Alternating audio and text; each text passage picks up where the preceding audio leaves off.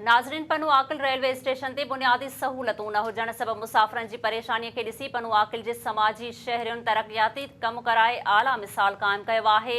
Station जी ख़ूबसूरती ऐं बुनियादी सहूलतुनि लाइ जेको कमु करायो वियो आहे उन बाबति ॾिसूं था SS न्यूज़ जे रिपोर्टर तुफ़ैल आफ़ताब जी हीअ रिपोर्ट।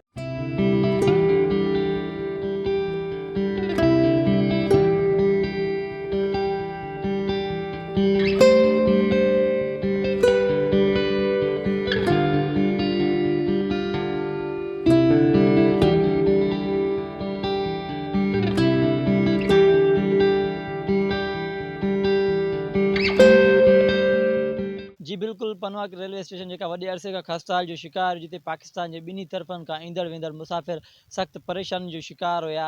मुसाफ़िरनि जी परेशानी खे ॾिसंदे पनवाक जे शहरियुनि ऐं समाजी अॻवाननि पारां पंहिंजी मदद पाण ते हिते तरक़ियाती कम कराया विया आहिनि। अचो त उन हवाले सां शहरियुनि खां पुछूं, मुसाफ़िरनि खां पुछूं उन्हनि जो छा चवणु आहे। जी वाह, बिस्मिल्लाह रहमान रहीम। अॻे असांजो पनियाकिल अचणु वञणु थींदो हो। काफ़ी अॻे माना एतिरो रौनक न हुई। अॻे माण्हू वेंदा, हिकिड़ो ॿ वण हुया उन में। हाणे माशाल्लाह मां आयो आहियां काफ़ी अरसे खां पोइ, त माशाल्लाह हाणे चबूतरा टाइल टफ वारा माना इन्हनि ठाहिया आहिनि। माशाल्लाह काफ़ी बहितरीनु रौनक थी आहे।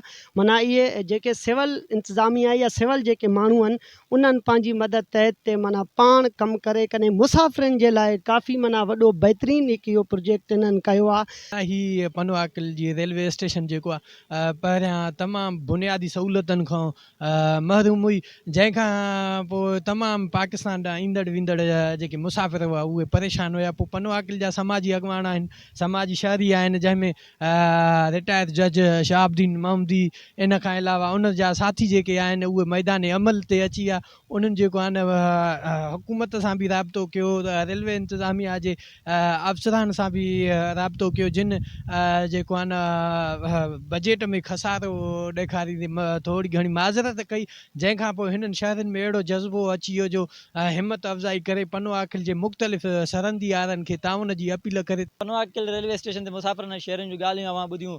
पनवाकिल रेलवे इंतिज़ामिया ऐं वज़ारत रेलवे खे घुर्जे त पनवाकिल जे समाजी अॻवाननि सां गॾु ताउन करे रेल तरक़ियाती कम मुकमल कराया वञनि। कैमरा टीम सां गॾु तुफ़ैल आफ़ताब, SS न्यूज़, पनवाकिल।